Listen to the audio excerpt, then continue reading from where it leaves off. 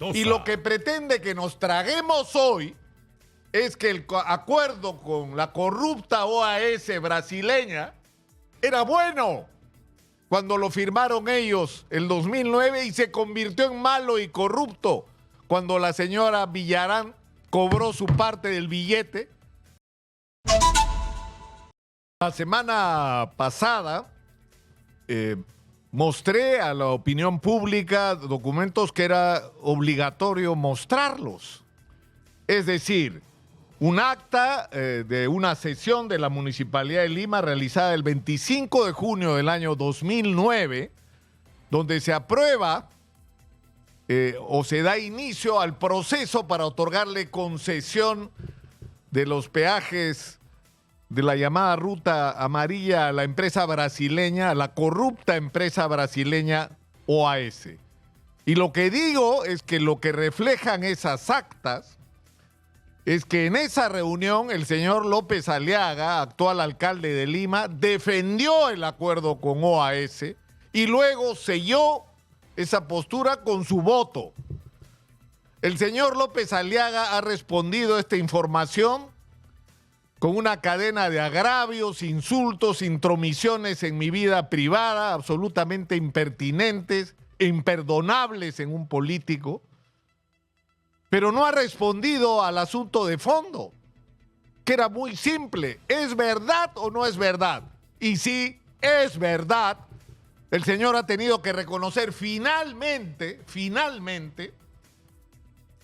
que sí, pues, él apoyó el proyecto de OAS y él votó a favor del proyecto de OAS. Exitosa. Y lo que pretende que nos traguemos hoy es que el acuerdo con la corrupta OAS brasileña era bueno cuando lo firmaron ellos el 2009 y se convirtió en malo y corrupto cuando la señora Villarán cobró su parte del billete por empeorar ese contrato que desde el comienzo, según los técnicos, según los especialistas, era malo. Porque es mentira decir que ese contrato era bueno, que de pronto el señor Leo Piñeiro, que ha estado en la cárcel y sigue en prisión domiciliaria por corrupto, es decir, desde el comienzo, la sola decisión de entregarle al señor Leo Piñeiro esa concesión estaba mal, porque la ciudad de Lima no necesitaba entregarle el control de sus peajes a nadie para hacer obras. Está acreditado en ese momento por los mismos informes de la misma municipalidad que MAPE tenía los suficientes recursos para que en el caso que se hicieran obras tenía capacidad de endeudamiento porque tenía el respaldo de los peajes como una fuente permanente y garantizada de ingreso. Por lo tanto, número uno, no necesitabas a OAS. En segundo lugar, la construcción de un megapuente o un megatúnel, por debajo del río Rímac no era en ese momento una obra indispensable. Ese mismo dinero administrado por la Municipalidad de Lima, con endeudamiento propio de la Municipalidad de Lima, a ser pagados con ingresos propios de la Municipalidad de Lima, pudo utilizarse para transformar la ciudad de Lima. Y lo que se hizo fue regalarle a los brasileños, que no es que se volvieron... Exitosa. Leo Piñeiro no se volvió la Madre Teresa de Calcuta, hizo el negocio de su vida, uno de los grandes negocios de su vida. Porque al final de la historia, y esto es una información que no es una información hecha por cualquiera, el Instituto de Auditoría Forense Gubernamental, que encabeza el arquitecto Juan Miguel Guerrero Orbegoso, que ha hecho un estudio sesudo, serio, técnico de todos estos temas, concluye que Lima expresa durante la gestión de OAS, y si uno suma y resta los avances de obra, la recaudación de peaje y la venta a Highways Vinci, que es la empresa francesa a la que OAS, con su socio brasileño, que era el que le ponía el billete, ¿no es cierto?, cobraron. Al final, de lo que estamos hablando es que el beneficio para OAS, luego de haberse cobrado su inversión, es de 3.724 millones de soles. Idiota no era. Bueno no se había vuelto el que ya era corrupto. Leo Piñeiro estaba sobornando a todo el mundo en el Perú haciendo hidroeléctricas o tratando de hacerlas, metiéndose en todos los negocios que fuera posible, como los del Club de la Construcción. Estaba metido de cabeza en el momento en que hizo el proyecto de la línea amarilla, que era parte del esquema de corrupción. Y les voy a explicar por qué, porque hay evidencias de que esto fue así. Es decir, fíjense ustedes, durante los años de la gestión de OAS en Lima Expresa, los beneficios para el concesionario fueron 3.724 millones de soles. 1.000 millones de dólares de beneficio, no de gasto, no, ahí no hay nada que descontar en lo que se metieron al bolsillo los brasileños. ¿Y saben cuánto recibió la Municipalidad de Lima en estos años, por el 7% de recaudación? 59.449.000 millones, o sea, ni 60 millones de sol. Ni 60 millones de sol. O sea que bueno no era este señor. Y bueno, lo que viene después, con lo que ha venido la administración de Vinci, donde el beneficio para Vinci ha sido hasta ahora 3.295 millones, y lo que va a recibir o ha recibido hasta ahora la municipalidad son 233 millones. Es decir, eso es lo primero que tiene que quedar absolutamente claro, que ese contrato desde el comienzo no solo no era bueno, sino que ese contrato, y yo creo que es muy importante saberlo, tenía una serie de trampas escandalosas. Fíjense ustedes, cuando uno hace una simple comparación, que es la que hace el Instituto de Auditoría Forense Gubernamental, sobre una experiencia similar a la del Perú, una experiencia parecida a la del Perú, que es la denominada Costanera Norte de Chile. La longitud de la línea amarilla son 25 kilómetros. La longitud de Costanera Norte de Santiago de Chile son 42.5. La construcción, las obras son 9 kilómetros en el Perú. En Chile fueron 42,5 kilómetros. El túnel en el Perú mide 1 kilómetro 630 metros. En Chile son casi 7 kilómetros, 6.9. ¿Ya? El plazo de la concesión que se ha otorgado en el Perú es 40 años. Bueno, 30 años le había dado Castañeda, 10 años le sumó a cambio de su billete Susana Villarán, pero Castañeda cuando regresó al municipio lo mantuvo y lo proyectó, o sea que cambio no hizo. La obra demoró 7 años en el Perú, 7 años. En Chile demoró 2 años y medio. ¿Ah? La inversión en el Perú fue en total 703 millones.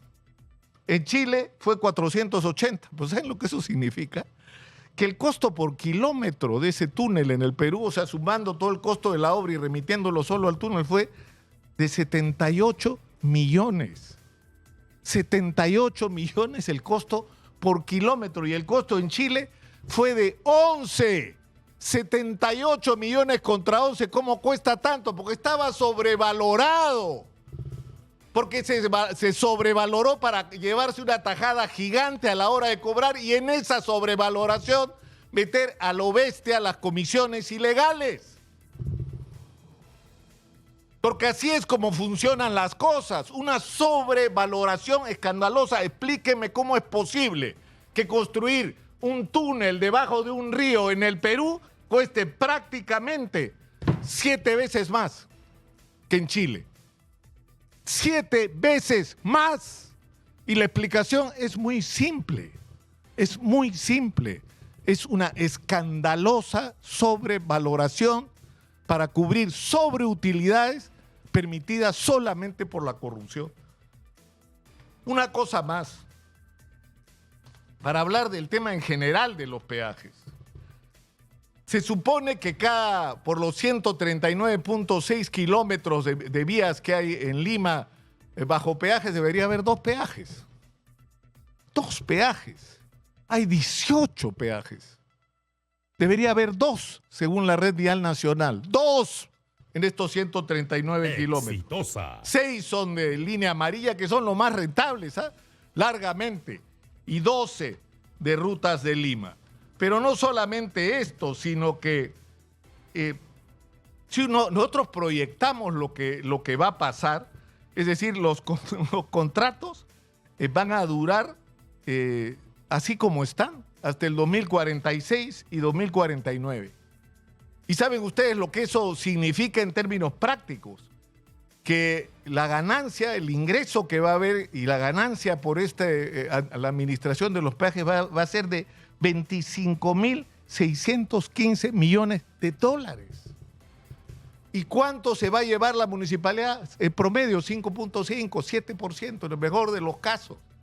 O sea, esto es un escándalo. Le han expropiado a la ciudad de Lima su principal fuente de ingresos para que ésta se convierta en una utilidad escandalosa a la que se ha sumado dentro de esa utilidad, porque no es que los brasileños meten la mano al bolsillo de sus ganancias para pagar las comisiones, no, para pagar las comisiones sobrevaloran todo.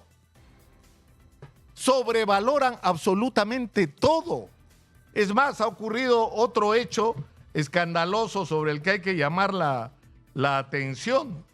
¿Cómo así se tomó la decisión en la Municipalidad de Lima? O sea, ¿quién sustentó la validez técnica de aprobar algo como otorgarle a los brasileños de OAS la concesión de la línea amarilla? ¿Saben quién firma el informe técnico? Un ingeniero mecánico electricista. Un ingeniero mecánico electricista que además de un día para otro, y no estoy mintiendo, de un día para el otro, le aumentan más de 100 millones de dólares al costo de la obra. O sea, un día costaba 400 y tantos, al día siguiente costaba casi 600. Y está firmado por un ingeniero mecánico electricista que se llama Aldo Luis Solimano Semorile. Y todo esto lo ha señalado la Contraloría durante años. Durante años. Es decir, es verdad que Susana Villarán empeoró este contrato. Es verdad que Susana Villarán ha recibido dinero por ese maquillaje de mejoramiento que se hizo al contrato de una manera escandalosa, regalándole 10 años más a una concesión que ya de por sí era absolutamente dañina para la ciudad. Pero lo que también es cierto es que desde el comienzo ese contrato estaba mal, porque no era necesario, porque la ciudad de Lima podía hacer esas obras, porque el sustento técnico en el que estaba basado era falso, porque la generación de recursos por parte de EMAPE a través de los peajes garantizaba que la ciudad podía manejar sus propios recursos y a partir de ello incluso su endeudamiento, y porque la única razón que con la que uno puede explicar, o sea, ¿cuál es el móvil de la gente que tomó una decisión tan perjudicial para la ciudad? Cuando estamos hablando de 3.000, 4.000, 5.000, 25.000 millones, estamos hablando de dinero que la ciudad ha dejado y está dejando y va a dejar de percibir. O sea, ¿cómo es posible que hayan tomado decisiones de esa naturaleza? Y hay solo dos explicaciones. Una absoluta y total ineptitud o simple y llanamente corrupción. Simple y llanamente corrupción. Explíqueme, por Dios, cómo puede costar un túnel 11 millones en Chile y 70 millones acá, o más. Explíquenme, ¿cómo es posible que un ingeniero mecánico electricista te dicte lo que tienes que hacer en materia económico-financiera? ¿De dónde ha salido eso? ¿Cómo es posible que se otorguen esos plazos que no tienen ninguna relación con los costos reales? Y el mantenimiento, porque podemos hablar también del mantenimiento. El costo de mantenimiento en este momento es de 176.1 más que el promedio nacional. O sea, acá todo está sobrevalorado. O sea, lo que nos registran como costo de mantenimiento de los peajes de Lima, incluyendo el de línea amarilla, es 176.1 más que el del resto del país. ¿Cómo es posible? Es bien simple. Porque todas las cifras acá están simplemente manipuladas y todo está hecho para daño y perjuicio de la ciudad y para que dos empresas corruptas y quienes se han asociado a ellas luego porque encima han tenido el descaro tanto OAS de venderle a la francesa Vinci y Rutas de Lima de venderle parte de su participación, ¿no? a Brookfield, que es una compañía supuestamente financiera canadiense donde se sospecha que la misma Odebrecht tiene participación. O sea, les hemos permitido incluso que hagan eso, que no solamente se queden con nuestra principal fuente de ingresos, sino que además tengan el descaro de venderla para multiplicar sus ingresos. Y ahora nos ven alguien a decir de que en realidad era un buen gesto, pues esta buena gente, estos amigos de OAS que se la jugaban por un país sin esperanza, ¿no? ¿Qué país sin esperanza? Por Dios. O sea, esto no tiene nada que ver con la situación política en el Perú, esto tiene que ver con un operador tramposo, un empresario absolutamente corrupto y corruptor que vino a hacer, así como Rutas de Lima, como la Línea Amarilla, otros negocios corruptos. Y esto está corrupto desde el comienzo. Y acá nos van a tener que dar explicaciones, no solo Rafael López Aliaga, nos van a tener que dar explicaciones los señores alcaldes que han estado ahí todos estos años, pero también los señores y señoras regidoras. Porque ese día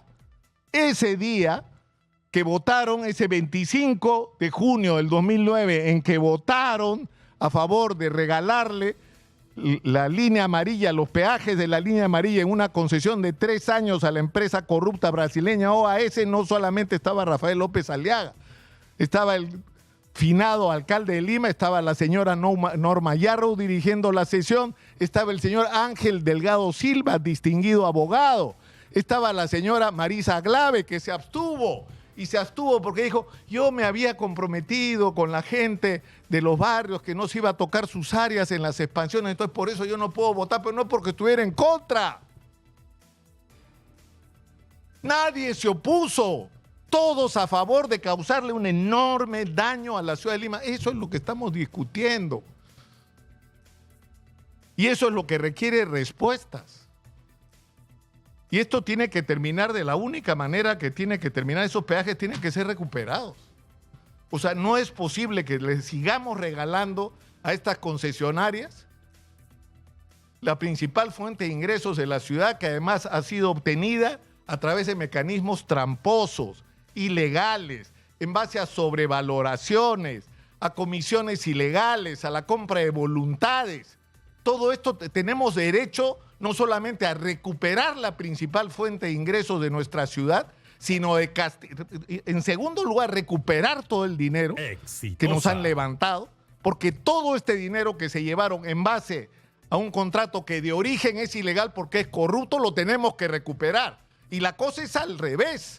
Nosotros tenemos que ir a tribunales internacionales a que estas concesionarias nos devuelvan toda la plata que nos han robado, porque ese es el nombre que esto tiene. Nos han robado y lamentablemente nos han podido robar porque ha habido autoridades, ha habido regidores y ha habido alcaldes que no solamente han permitido que esto pase, sino han sido los que han provocado que esto ocurra.